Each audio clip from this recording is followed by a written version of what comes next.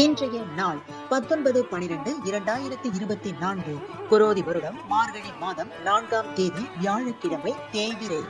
திதி இன்று சதுர்த்தி. பிற்பகல் 1:10 வரை. பின்பு பஞ்சமி. நட்சத்திரம் இன்று ஆயில்யம்.